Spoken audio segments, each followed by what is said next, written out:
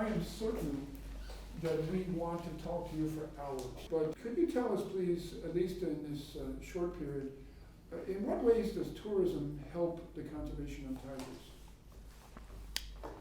Okay, I think first and foremost, tourism is a very important conservation tool. Why? When the world sees the tigers, do they care for them? Then do they become aware about it, and then they would care to conserve if they have not seen. So how do we do that? When I started my journey in 1990 and I saw my first tiger in almost about 30 years back, something happened to me when I saw my first tiger, and that changed my lifestyle completely. It changed my direction of my career and everything. I was a hotelier and I came and became what I am today. Then I realized as to what is it that we must do, and I zeroed down on conservation through tourism, because tourism helps generate employment. I shortlisted what were the big problems that the tiger was facing for its survival.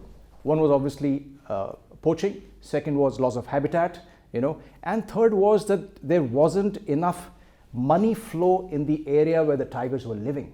And because tourism generates that, it generates cash flow, instant. It's like when you finish a safari, you come back, the drivers, they get tips.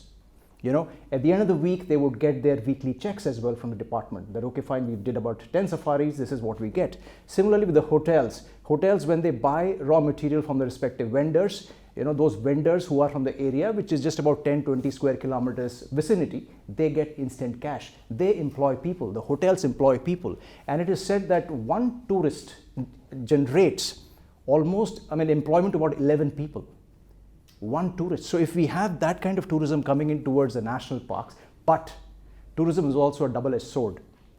We need to have responsible tourism. While you've already been and done some safaris, you would have realized and you have some thought process on your own. So we need to work on that. Yes, tourism has to be responsible, definitely. And how does the employment promote conservation? Okay, it's like the local community. It's not people who are sitting in Delhi. People sitting in Delhi are just taking decisions. It's the community which is staying around the forests, which conserves, which is there to save the tigers and the animals and the rest of the forest. So whatever decisions that are taken here are perhaps not, they are important, but till the time the local community is not gainfully engaged in something, till the time, why would they want to conserve something if that thing harms them? Like Mr. Sain was talking about elephants going and raiding the crops, or the herbivores, going and finishing the crops just about when it's ready for harvest. They would not mind it if they were to start to get some money to conserve it.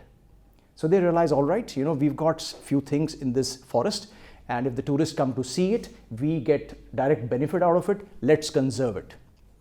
If they were not directly benefiting from it, they would be caring much less. And that is exactly what was happening about 20-25 years back. Today, you would notice there are so many resorts around a national park. There are so many homestays which are also coming up. But as I said, responsible tourism. There needs to be certain standards for the kind of resorts which come up in terms of what is the kind of carbon and water footprints that they have on the environment. It shouldn't be that just to engage or just to promote tourism, you demolish the environment. No. That is where the balance is important, and that is where the tourism is a double-edged sword. There has to be a body which says, okay, we need to have a balance here, and only when the locals get money straight into their pockets and instant. It's not that they have to wait for 2 years for the money to come in from somewhere. That they would benefit if the government of India has passed a plan and it's in the budget and the money would flow in 1 year, 2 years down the line. No, tourism gives you instant money. So their dependence on the biomass is reduced.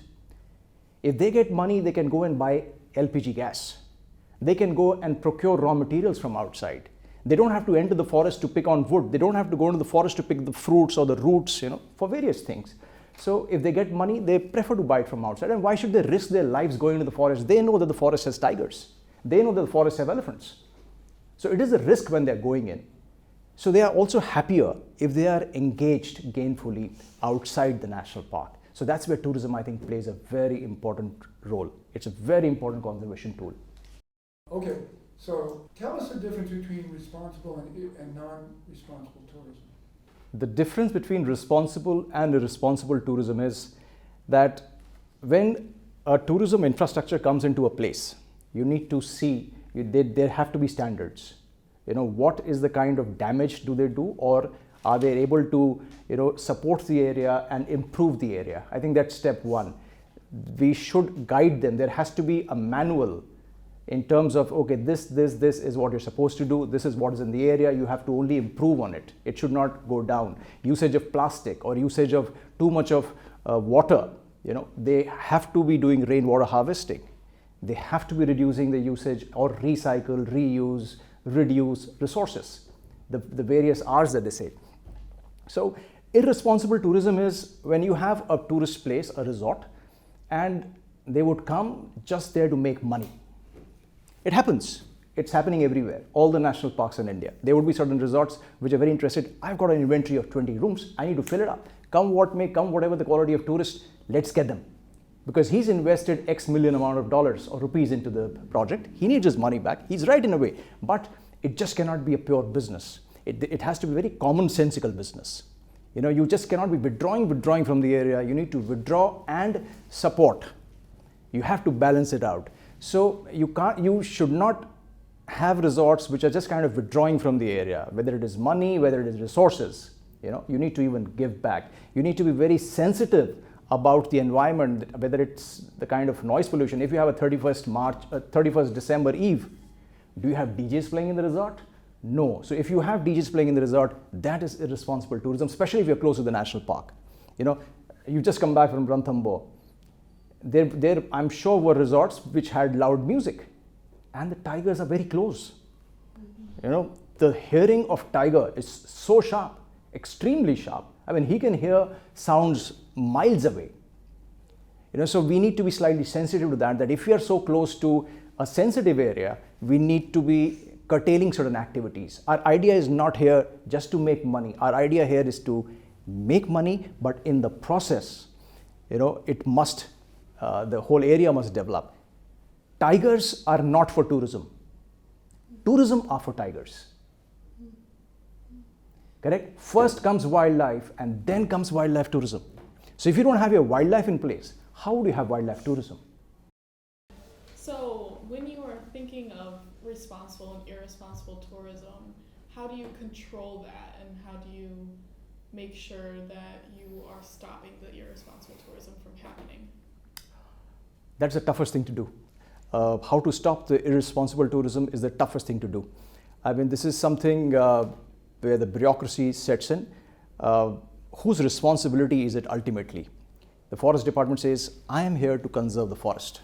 It's none of my business to see what's happening in a resort. And they're right.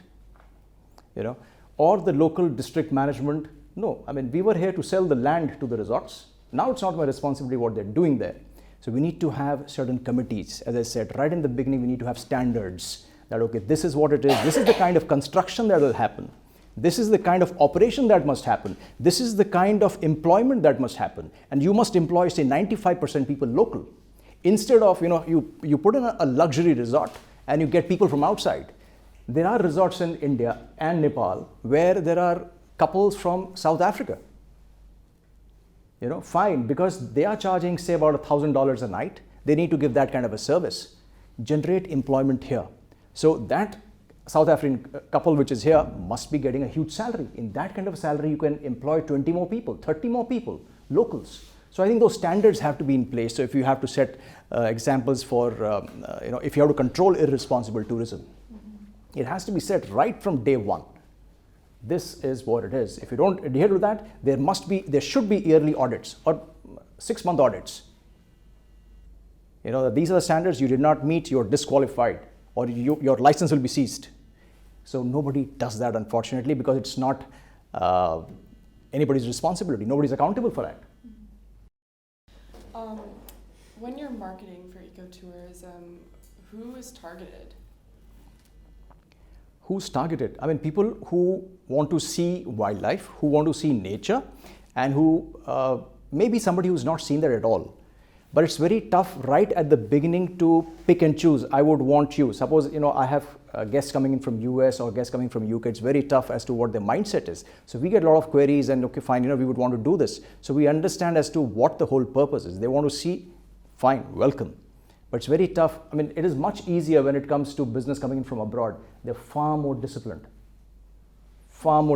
when they go into a national park, But coming back to your question as to whom should we market, I think we should market everybody. We should market a lot of young children.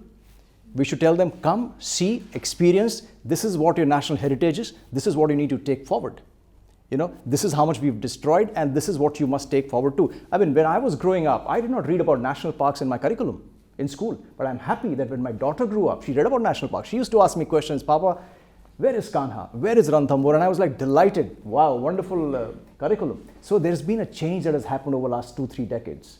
And I hope if the children can be taught about the importance of environment, that is what will make our future better. It'll not happen overnight. It's a process. It's a continuous process, and we can't be stopping even if it's not working. We can't say, okay, just because it's not working, forget it. No, we have to mend our approach, and again attack. So a couple of people that we have interviewed have really hit on the fact that empathy is very important when you're trying to save the tigers and tiger conservation. So in your opinion, how important is just having empathy for other people and the tigers in tiger conservation? Extremely important. The importance of empathy is immense. Yes, you need to empathize not only with wildlife, but even the community. Not only the tigers, but even the tribes all around that. It is the local community which is saving the tiger, as I said earlier. So you need to be very sensitive about what is it that they need. Why would they want to save the tiger? If the tiger and the forest is giving them something, yes, they would want to save it. So if there is some loss that happens to them, whether it's in terms of crop loss or it's some human loss, there must be immediate action taken against it. To support that, okay, we are with you, and extremely important, I would say, empathy. Comparing the focus of conservation efforts on tigers versus wolves, yeah. Do you agree that there's more focus on tigers, and if so, why? Yes, you're right. There is more emphasis on conservation of tiger compared to other species, and that is because tiger is an umbrella species. It is heading the ecosystem. So if you are conserving the tiger, you are conserving the whole ecosystem. Yes, because along with tiger, you will have other lesser predators. You would have prey. You would have, lesser predators in terms of wolves. You would have some jackals. You will have leopards. You would have hyenas. They're all around. So once you've preserved something which is supposed to be right at the top, because what does a tiger need? Tiger needs food, needs water, needs habitat, and that is what exactly everybody else needs. The entire ecosystem needs that. So once you've given tiger that, once you've given him that kind of area, the rest of the species easily adjust. It's like that. So, and tiger is a charismatic species, let's face it. It attracts attention like that. And tigers are found only in India to be seen in the wild.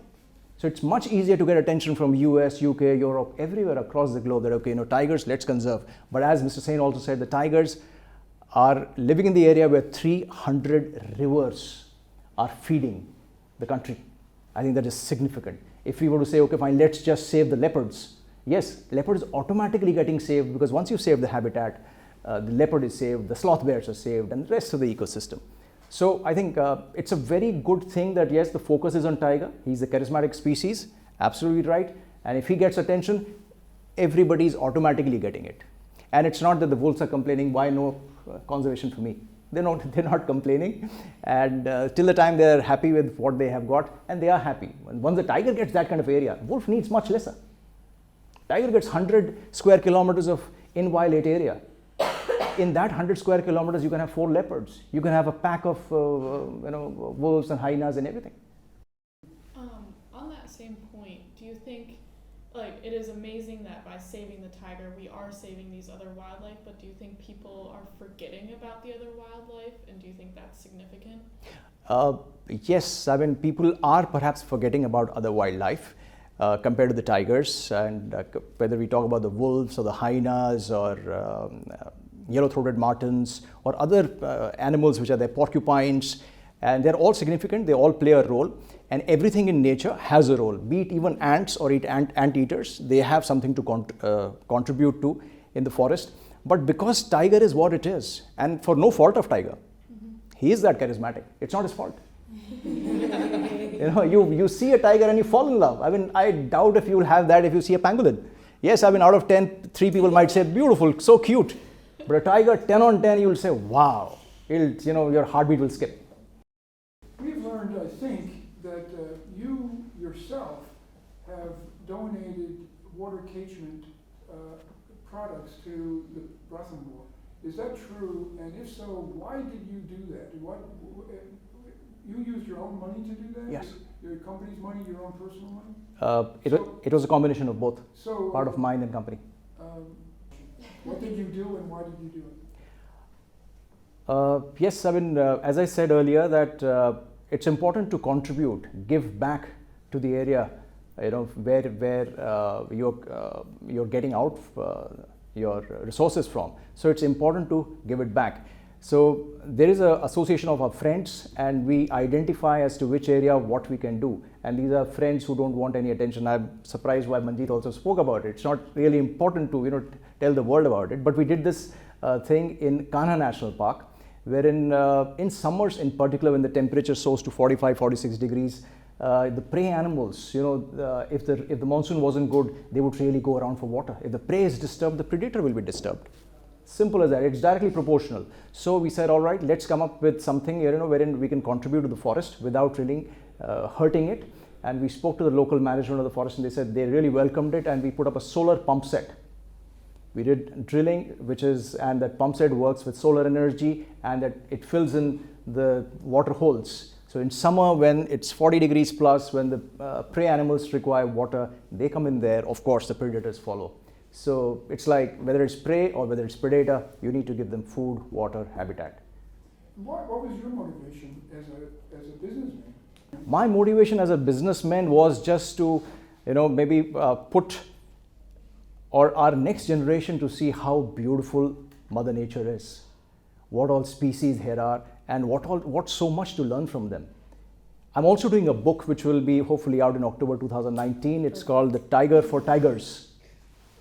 And I won't talk much about it as of now, but on things to learn from wildlife, things to learn from Mother Nature. That was my motivation.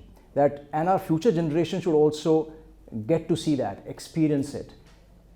And it's not only me, there are many people like me who are actually doing things, very silently working and contributing. No big foundations, no big organizations, just working in small little ways. We are also associated with a company in Corbett National Park, and their focus is the company is called Waste Warriors. It's an organization called Waste Warriors. They're working with 40 villages close to the national park. They're helping them segregate their waste and dispose the waste, because the kind of waste that gets generated around a national park, it affects the people who are living in. Last year, a postmortem was done. When a tiger died, they found the dead body. They did the postmortem, and they found plastic in him. Wow. And that would have happened because he would have eaten some cattle, something, and which would have died because of eating plastic. So, we do that. Let's work on waste management around the national park. So there are few things that we do in different areas. Could you tell us, please, the incident that you witnessed with the tiger and the elephants? It was 2014, December, 20th of December. I was doing a safari in Dudhwa National Park, which is about 300 miles from New Delhi. And fairly unknown, not popular. It's not a celebrity national park. So I decided to go there. And I was looking for elephants in the national park, and it was 3 days I had not sighted elephants. So it was the evening safari of the 20th of December, about 5:30, and at a bend, the moment we turned about 100 meters ahead, we see 2 elephants right on the track, stopped. I pick up my camera and I shoot and I come back, and then my naturalist who was with me, he picks up his binocular. It was December 20th. There was mist. The light was very low in the evening, 5:30, almost the time for the park to close by about 5:45. And he says, "So there's a tiger on the road." I couldn't believe my eyes. I immediately, got into my camera, zoomed in the image that I took, and there was a tiger on the road who was sitting, and he was stalking the elephant. And then I realized there was a calf as well, a young one of the elephant, and the tiger was stalking and wanted to take the young one. We closed in a bit. The elephants and the tiger, they were maintaining a very safe distance. It was kind of not a physical combat, but it was more of a mental combat, wherein the elephants would want to scare the tiger away. He wouldn't leave an inch. He would growl back. He would grunt. I'm not leaving. I'm not going anywhere. He would stay put. And two elephants, one tiger which is 300 kilos, one elephant which is more than 5,000 kilos. So, the guy would not give up, that kind of courage. We closed in. The tiger would close in. The elephants would trumpet. They say that, all right, that the tiger is not really coming close. They would turn around, they would walk. The tiger would follow, we would follow. We were still maintaining a distance of about 50 to 60 meters. And the most interesting thing that I saw that, both of them knew what is the advantage that the other one has. If the tiger gets too close, one kick can decide the fate of the tiger. And elephants were not unnecessarily charging, because if they would unnecessarily charge, the calf cannot follow. The tiger can just go around it and go and just slap the calf, and that's enough. One slap from a tiger can get a calf down. I mean, the strength, the courage of a tiger is absolutely unimaginable. He's the most sophisticated engine of destruction on the planet. In Corbett National Park, recently, as recent as 14th of December, there was this tiger which killed an 8-year-old elephant. So that is the kind of thing that the courage or the strength that the tiger possesses. So we stayed there for about 15-20 minutes, and then it was time for us to go from the area. We turned around, we started to go back, and our vehicle conked off. It just broke down. The vehicle broke down. I immediately looked back, and you had the tiger, you had the elephants, and it was getting now dark. It's about 5:45. It was getting cold. The next thing that we did was pull out our mobiles and see no network. So we put it back. So I asked the driver, you got 5 minutes to figure out what's wrong with the vehicle, without getting off. Because, getting off, I don't want to attract attention of the elephant or the tigers. Even if one retaliates, we are history. Anyone. So we had no option. So we waited for 5 minutes, started to get dark. Fortunately, what happened at that point in time was that we just decided that, let's just stay put for a while. So those 5 minutes became 10 minutes. And in the meanwhile, the elephant and the tiger had kind of moved on. We had no option but to get off the vehicle. And I asked the driver, how far is the gate from here? He said about 12 kilometers. Sun had set. We've got tall elephant grass on both the sides. And then I said, 12 kilometers, well, it's going to take more than an hour, couple of hours at least. He just shows us, he said, but sir, we have a forest rest house, which is in a different direction, that's much closer, about 1/3 of the distance. I said, fantastic, we'll walk.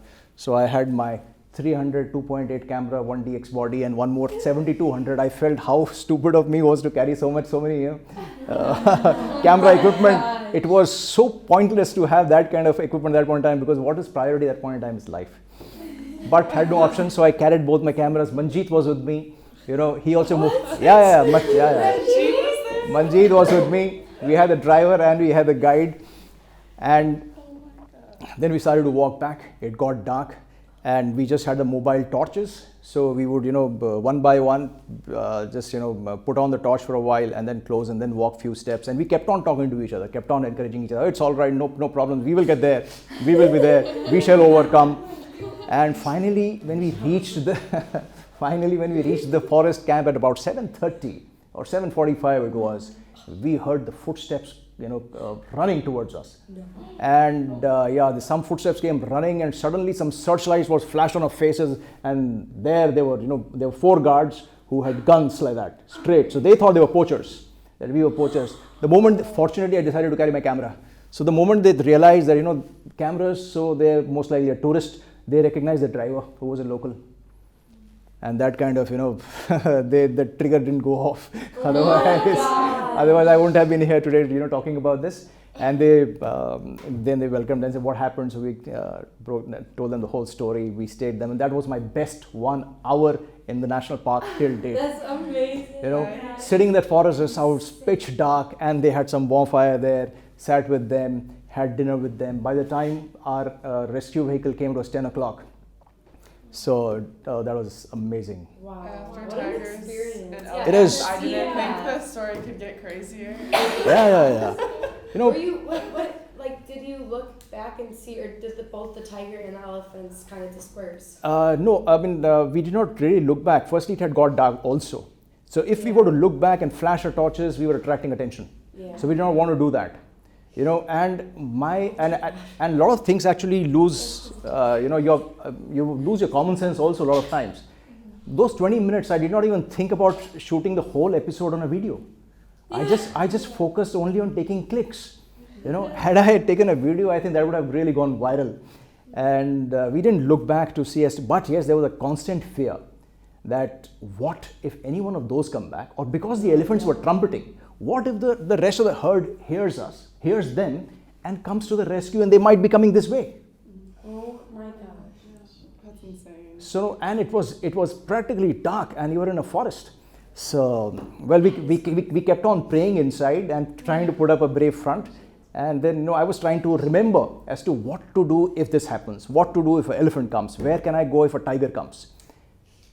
So mentally just trying to recall the various things, whatever I had read, and say, okay, if today is the time, I must remember to practice it. After you retire, would you please come to my university to become a teacher? Yeah. I would love to, tell the world about what tigers are all about, what wildlife is all about, how they must respect, because they respect us so much. They don't expect anything from us. Higher. Seriously. Your book will be a amazing. bestseller. Yes. Thank you so much. You're a great storyteller.